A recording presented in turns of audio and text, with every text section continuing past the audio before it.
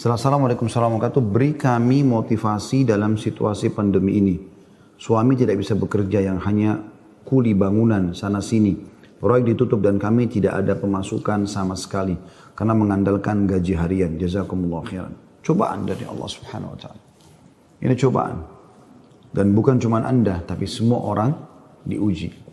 Lalu bagaimana cara kita melewati cobaan, teman-teman sekalian? Saya coba berikan beberapa kiat. Yang pertama, Anda yakin kulla yusibana illa ma kataballahu lana. Allah mengatakan dalam Al-Quran, ya, katakanlah kami tidak akan ditimpa kecuali dengan apa yang sudah Allah catatkan buat kami. Memang Allah takdirkan di detik ini, di waktu ini sedang ada cobaan seperti itu. Tetapi ini harus dikemas dengan ayat yang lain, yaitu inna ma'al usri yusra, ya. Fa inna ma'al usri yusra. Sungguhnya di setiap kesulitan akan ada kemudahan, di setiap kesulitan pasti ada kemudahan. Jadi saya yakin Anda masih banyak memiliki kemudahan. Seperti misalnya Anda masih bisa bernafas, masih bisa melihat, masih bisa mendengar gitu kan.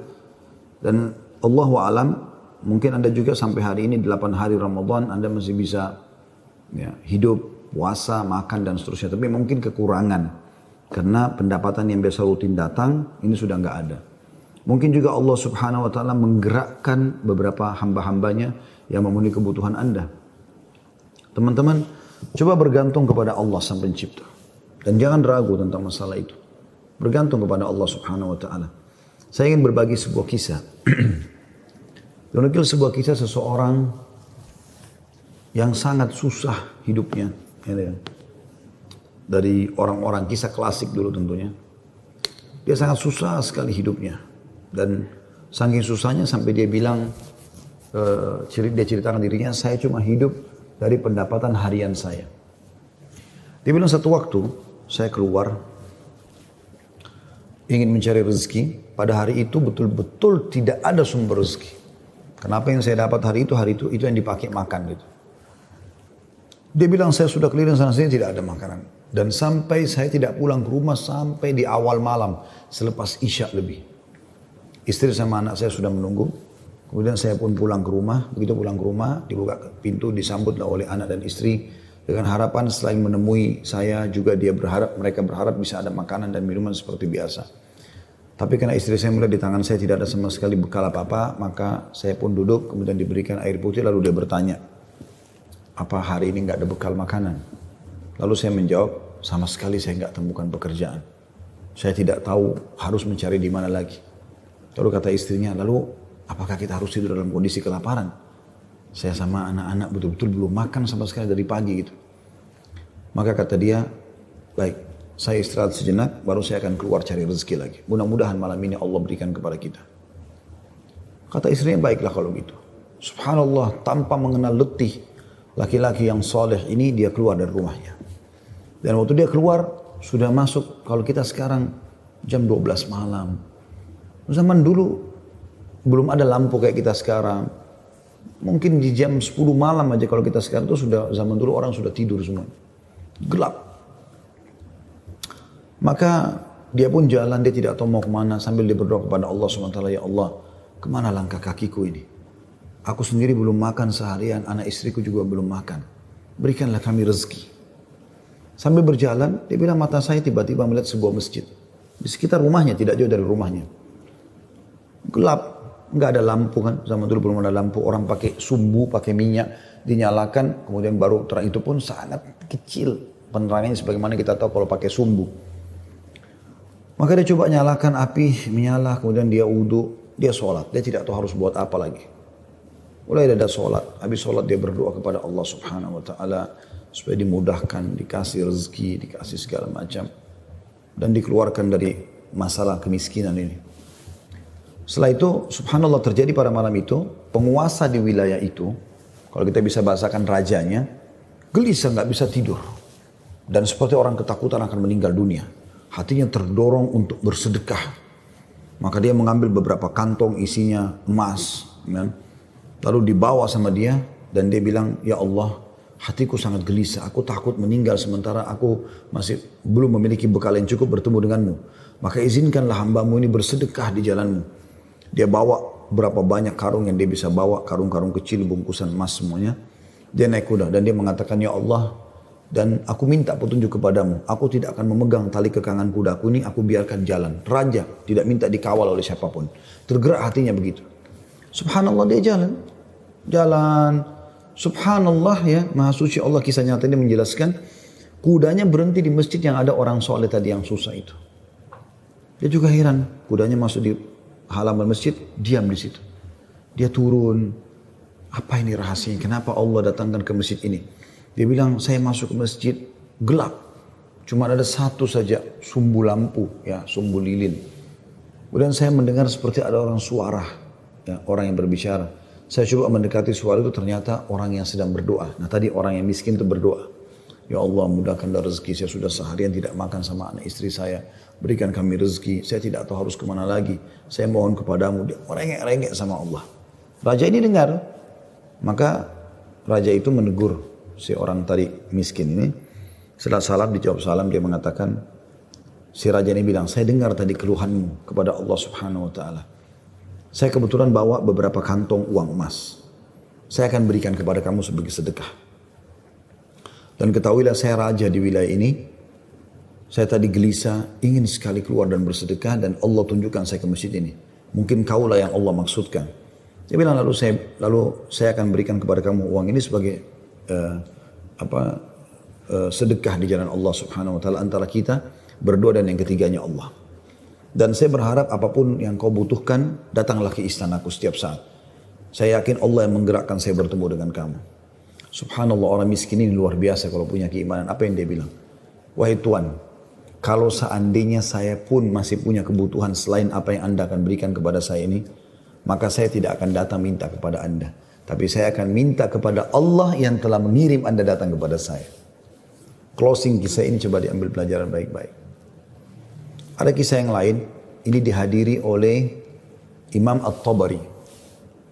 Menukil kisah ini, pada saat itu Imam Tabari masih muda gitu. Ada seorang yang sangat tua di Mekah. Dia menaungi kurang lebih 8 orang wanita. Cuma dia sendiri laki-laki. Seingat saya dalam kisah itu disebut ada 4 anaknya perempuan. Ada istri dia bertelimah. Ada mertua dia 6. Kemudian ada 2 saudari dia perempuan. 8. Ya. Sama dia 9 orang. Jadi 8 wanita. Semuanya miskin. Hidup hanya dari hasil orang ini. Dan orang ini sudah tua. Umurnya 60 tahun, hampir 70 tahun.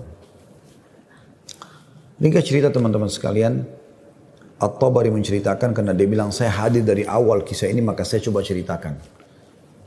Dia bilang ada seseorang yang tua, miskin, saya melihat lalang di sekitar Masjidil Haram di Mekah ya, di musim haji. Dia coba mencari sesuap nasi gitu kan.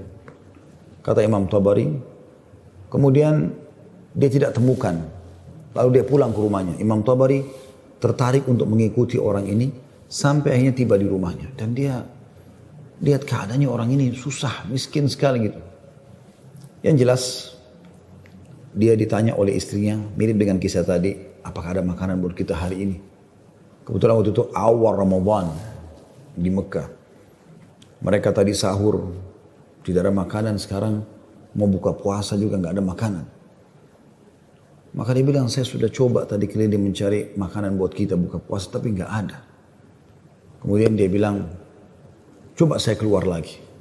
Keluarlah orang tua ini, jalan jauh dari rumahnya. Apa kira-kira yang harus dia lakukan? Dia harus kerja kemana? Sambil bermunajat kepada Allah, ya Allah berikanlah rezeki. Sampai karena dia capek, dia duduk di sebuah pohon, di bawah sebuah pohon. Kemudian dia sengaja, tangannya dia menyentuh tanah yang ada di situ. Kemudian dia menyentuh seperti satu barang keras gitu. Waktu dia lihat ternyata ada kotak di sebelah dia. Dia tidak perhatikan waktu pas mau duduk. Dan kotak ini biasa dipakai untuk ngisi emas gitu. Maka dibukalah sama dia kotak tersebut. Ternyata betul ada emas dalam. Banyak sekali. Kalau saya tidak salah waktu itu 1000 keping emas ya. Maka dia pun melihat membuka. Ini harta yang luar biasa. Di siang hari nggak ada orang di bawah pohon. Gitu kan. Dia lihat kiri kanan, tidak ada pemukiman masyarakat di pinggiran sekali, gitu kan. Maka diambil sama dia, dibungkus dengan rapi pada saat itu dengan kainnya. Dan dia sempat berpikir, terlintas di benaknya, syaitan menggoda, gitu kan. Kau orang miskin, kalaupun kau tidak mau mengambil semua, ambillah minimal 1 batang emas atau 1 koin dinar emas, ya, yang kau bisa infakkan untuk buka puasa keluargamu. Tapi dia melawan sambil dia mengatakan, tidak bisa, ini bukan hak saya. Kalaupun ini luqata ini seperti harta yang harta yang ditemukan. Kan itu syaratnya harus teman-teman sekalian diiklankan selama setahun ya. Selama setahun Anda iklankan, kalau sudah setahun baru bisa mungkin jadi hak milik Anda. Ya. Yang jelas teman-teman sekalian, dia pulang ke rumahnya, lalu kemudian dia rencana tidak mau sampaikan kepada istrinya. Terus istrinya rupanya karena membuka pintu melihat ada di tangannya sesuatu, maka istrinya bilang, apa kau sudah bawa bekal buat kami? Kata dia, nggak ada. Lalu kemudian dia mengatakan, tapi apa itu? Di bawah bungkusan kainmu. Dia bilang, ini bukan urusan kamu. Dia bilang, saya minta atas nama Allah, jelaskan apa itu. Karena istrinya membawa nama Allah, maka dia mengatakan, ceritanya begini tadi. Istrinya, perempuan, miskin, dengar emas gitu kan. Perempuan kaya saja dengar emas mungkin tertarik, apalagi yang miskin, yang susah gitu. Maka dia mengatakan, kalau gitu kita bisa gunakan, karena kita orang miskin dan itu harta yang kau temukan. Kata dia, tidak demi Allah. Kalaupun ini kita bisa gunakan setelah 1 tahun kita iklankan. Tidak boleh sembarangan. Maka istrinya bilang, kalau begitu, mirip dengan tadi godaan awal syaitan. Kalau begitu minimal ambil 1 koin dirhamnya, dinarnya. Kita pakai buka puasa. Halal buat kita sekarang, kita ini miskin sekali, nggak bisa apa-apa. 8 orang kau harus naungin sekarang. Dia bilang, tidak demi Allah. Kalau seandainya kau sentuh kotak ini ada yang kau ambil, demi Allah kau saya ceraikan. Istrinya kaget dengan kata-kata itu, akhirnya dia lihat keseriusan suami, dia tidak berani juga. Disimpanlah di rumahnya. Akhirnya tiba waktu buka puasa, mereka buka puasa apa adanya, air putih saja, roti-roti kering ada di rumah, itulah yang dimakan sudah. Besok pagi, selepas sholat subuh di Masjid Haram, orang tua ini pas keluar, ternyata ada 1 orang dari Khurasan. Khurasan ini dari wilayah Irak sama Iran sana ya. Datang, naik di atas sebuah batu dekat Masjid Haram, lalu teriak-teriak. Ya. Dia mengatakan, wahai muslimin, wahai orang-orang yang sedang haji, wahai hamba-hamba Allah, saya kehilangan sebuah kotak emas, kotak isinya 1000 dirham emas, 1000 dinar emas. Siapa yang menemukan, tolong kembalikan kepada saya dan semoga Allah balas kebaikannya dengan pahala dan pengampunan dosa, peninggian derajat dan seterusnya. Rupanya si orang tua ini dengar, kotak ini dia yang temukan kemarin, tapi dia juga butuh. Maka dia mengatakan, wahai Khurasani, Khurasani kayak orang dari Khurasan, dia tahu ini dari Khurasan, mungkin dari face wajahnya gitu kan, mirip-mirip orang Khurasan. Wahai Khurasan, kalau ada orang yang temukan, berapa kau kasih dia? Kemudian kata orang tersebut gitu kan, Khurasan itu, berapa kira-kira dia minta? Kata orang tua ini, minimal kau kasih dia setengahnya. Kata orang Khurasan, tidak bisa. Kalau begitu, kasihlah berapa yang kau mau. Mungkin 1/10-nya. 10% maksudnya. Kata orang Khurasan, tidak bisa. Dia kembalikan karena Allah dan saya doakan supaya dapat pahala di sisi Allah. Dia miskin. Ini hari kedua Ramadan. Sahur dan buka puasa kemarin pas-pasan cuma dengan roti kering dengan air putih. Sudah tua, umurnya hampir 70 tahun. Mau kerja di mana? Di rumahnya sudah ada emas yang begitu banyak. Godaannya luar biasa. Ya. Ini teman-teman mohon maaf agak panjang saya sampaikan dan saya jawab pertanyaan ini karena saya melihat memang ini permasalahan yang dihadapin sekarang ya. Dan butuh jawaban secara keimanan. Apalagi tadi penanya tadi minta semacam motivasi apa yang bisa disampaikan. Jadi saya harus menyampaikan kisah ini. Mudah-mudahan teman-teman yang sedang menghadapi PHK, lagi susah kayak tadi ibu ini berkeluh kesah, suaminya hanya kuli bangunan, sekarang lagi berhenti dan segala macam. Insya Allah diberikan jalan keluar. Baik, kita kembali ke kisah tadi teman-teman sekalian. Maka orang ini pulang ke rumahnya lalu dia mengatakan, wahai istriku, aku sudah temukan pemilik emas ini. Kata istrinya, alhamdulillah kalau begitu. Bagaimana perkembangan? Tapi saya minta sama dia supaya dia bayar sesuatu. Terus negosiasi dia tanya mau berapa, saya bilang sekitar setengahnya, dia nolak, ya sepertiganya menolak, seperempatnya menolak, sampai saya terakhir tekankan sepersepuluhnya saja, dia juga nggak mau. Dia hanya mau doakan saja. Kata istrinya, coba kau kembali ke dia, siapa tahu dia masih mau negosiasi. Ya kan? Dia bilang baiklah. Dia kembali lagi, ketemu lagi sama orang tadi, gitu kan, di hari yang ketiga sekarang. Maka orang itu sama orang Khurasan naik ke atas batu yang sama dekat Masjid Haram. Wahai muslimin, wahai orang-orang yang haji, wahai hamba-hamba Allah, ada nggak menemukan peti saya isinya 1.000 dinar emas, gitu kan? Semoga Allah berikan dia kedudukan, Allah ampuni dosanya, angkat derajatnya dan seterusnya, didoakan gitu. Datang lagi orang tua ini mengatakan, wahai Khurasan, saya sudah bilang sama kau kemarin, berilah upah. Mungkin kalau kau tawarkan upah, orangnya mau mengembalikan penemunya. Kata dia, berapa paman saya kasih? Dia bilang, saya bilang kemarin 1/10. Orang sana mengatakan, enggak, saya enggak mau. Kalau begitu, berikan dia 1 saja. 1%, 1 saja. Ya, dinar itu, yang dia bisa pakai setengahnya, dia sedekahkan untuk beri makan orang-orang susah di sekitar haram, setengahnya lagi dia pakai buat kebutuhan keluarganya. Orang Khurasan ini diam lalu mengatakan, tidak demi Allah. Jadi luar biasa, dia nggak mau kasih. Pokoknya dia kembalikan utuh, ya, atau nggak usah.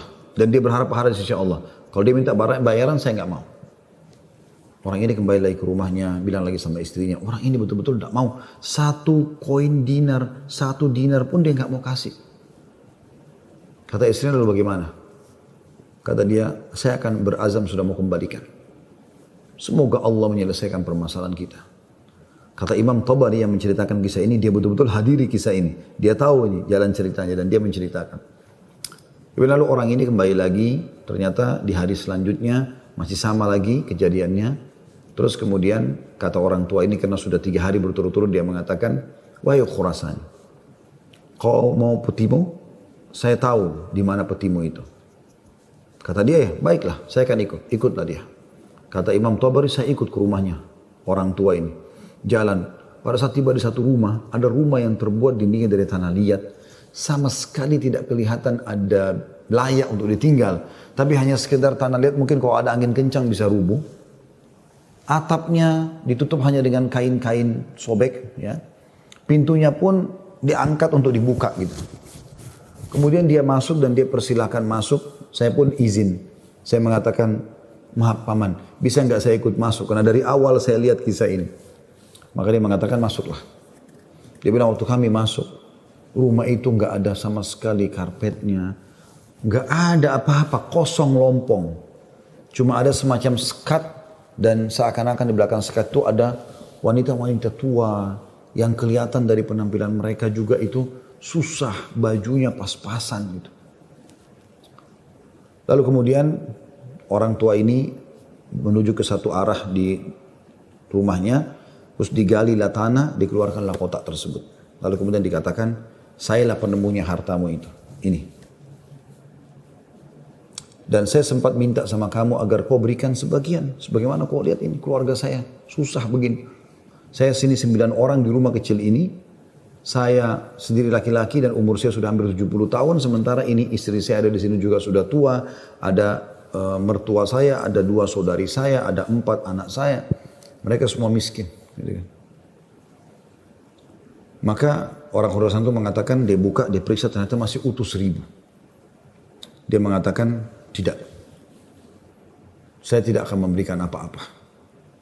Lalu kemudian dia angkat, lalu dia keluar. Saya cuma bisa doakan kamu kebaikan.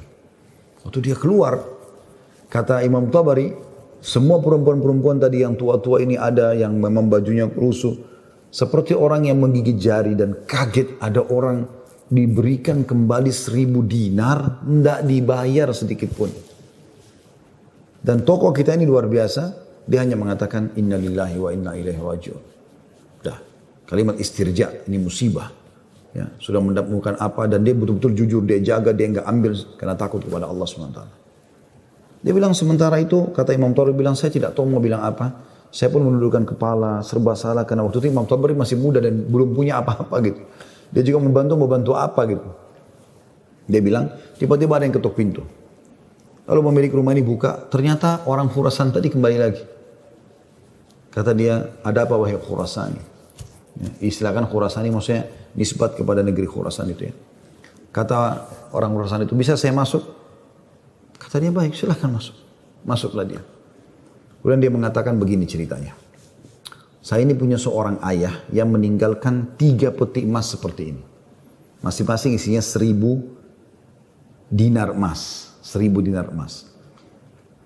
Saat dia ayah saya waktu meninggal, dia mengatakan, 1 dinar emas kamu bagikan sebagai warisan. 1 dinar emas, 1 kotak maksudnya, bukan 1 dinar ya, maksudnya 1 kotak. Berarti 1000 dinar emas kau bagikan sebagai warisan. Itu sudah banyak sekali. 1 kotak 1000 dinar emas lagi kamu gunakan untuk pergi haji kalau aku meninggal. Dan 1 kotak dinar emas lagi sepertiga hartanya maksudnya, itu kau berikan kepada 1 orang yang sangat miskin dan susah. Saya ingin supaya mereka jadi baik kehidupannya. Maka dia bilang orang Husain ini, itulah sebabnya wahai paman, saya tidak mau memberikan Anda 1 dirham, 1 dinar pun. Karena ini amanah orang tua saya. Tapi demi Allah, setelah saya keluar dari sini, saya tadinya memang mau menguji, mau melihat apakah Anda betul-betul susah atau tidak. Ternyata sudah saya lihat tempat Anda dan saya keluar, Anda pun tidak marah, tidak apa. Maka saya melihat Anda orang yang paling layak untuk menerima. Maka ambillah ini semua sedekah atas nama ayahku. Kata Imam Tabari, tiba-tiba orang itu taruh, kemudian dia lari, pergi. Saya berusaha mengejarnya, ingin mengucapkan terima kasih bersama pemilik rumah. Kami sudah tidak bisa melihatnya, dia sudah hilang orang itu. Kemudian saya pun dipanggil kembali oleh pemilik rumah. Duduk, kemudian dibukalah pada saat itu kotak itu. Lalu mulai dia panggil ke-8 wanita yang ada di rumahnya itu. Kata Imam Tabari, demi Allah dia mulai membagi kepada kami rata. Semua, satu-satu perempuan dikasih 1, dilempar. Dan diduduk seperti orang yang duduk bersila. Jadi kain baju itu, ya habis itu biasanya kita tahu kalau kita bersila bisa ditaruh sesuatu ya. Maka mulai dia melempar dinar-dinar emas itu 1 persatu. Kata Imam Tabari, ke dia juga 1, lalu dilempar ke saya juga 1. Karena jumlah kami 10, karena kan tadi mereka 9, orang ini sama 8 orang wanita sama Imam Tabari itu 10. Maka kami masing-masing mendapatkan ya 100 dinar. Kan 1000 kan? 100 dinar. 100 dinar banyak sekali udah. Gitu kan jumlahnya. Setelah selesai, lalu dia mengatakan kepada istrinya, wahai istri, bukankah ini lebih baik setelah kita sabar sedikit, Allah menjadikan semua jadi milik kita, daripada kemarin kamu ambil 1 dinar tapi haram. Kemudian dia balik kepada saya, kata Imam Tabari, dan dia mengatakan, demi Allah, baju ini yang saya pakai, dia bilang, hanya ini baju yang utuh di rumah kami. Sebagaimana kau lihat baju-baju ini semua yang dipakai oleh keluargaku, tidak ada yang layak dipakai sholat. Jadi kalau waktu sholat tiba, saya sholat dulu, kemudian saya sembunyi di satu tempat, baju ini saya buka, dipakai oleh istri saya, dipakai sholat. Habis itu dibuka, dipakai sholat oleh mertua saya, dibuka, dipakai sholat oleh saudari saya, oleh anak saya. 1 baju. Kata Imam Tabari, saya berterima kasih padanya, kemudian saya pergi. Saya menemukan harta itu sangat berkah dalam hidup saya, dia bilang. Dan saya pada saat itu ingin berterima kasih, saya ingin membeli sesuatu yang bisa dipakai buka puasa, maksudnya datang ke tempatnya dia. Saya temukan ternyata perempuan-perempuan yang tadinya mereka bajunya kumuh, sudah berganti baju, mereka bawa makanan-makanan, mereka buka puasa dengan light. Kemudian saya pulang, dia bilang, kata Imam Tabari. Beberapa tahun kemudian saya datang lagi ke Mekah, saya datang ke alamat yang sama, rumah itu sudah tidak ada, saya cari tahu ternyata orang tua ini sudah meninggal, dan saya temukan anak-anaknya yang perempuan 4 itu semua menikah dengan tokoh-tokoh masyarakat Mekah, orang-orang kaya, dan keluarga mereka menjadi orang yang mampu semuanya. Butuh kesabaran akhi dan ukhti. Yakinlah, Allah tidak akan membuat kita susah. Allah tidak ingin itu. Tapi cobaan lagi datang, apalagi bukan kepada Anda sendiri. Selanjutnya juga saya sarankan sunnah Nabi SAW, kalau kita sedang diberikan cobaan, lihat orang yang di atas kita. Lihat orang yang lebih susah. Kalau kita pincang, na'udzubillah, puntung kakinya 1, lihat orang yang puntung kakinya dua. Puntung kakinya dua, lihat orang yang juga puntung tangannya. Puntung kaki dan tangannya, lihat orang yang buta. Selalu orang yang lebih susah. Sehingga kita selalu tahu nikmat Allah begitu besar kepada kita.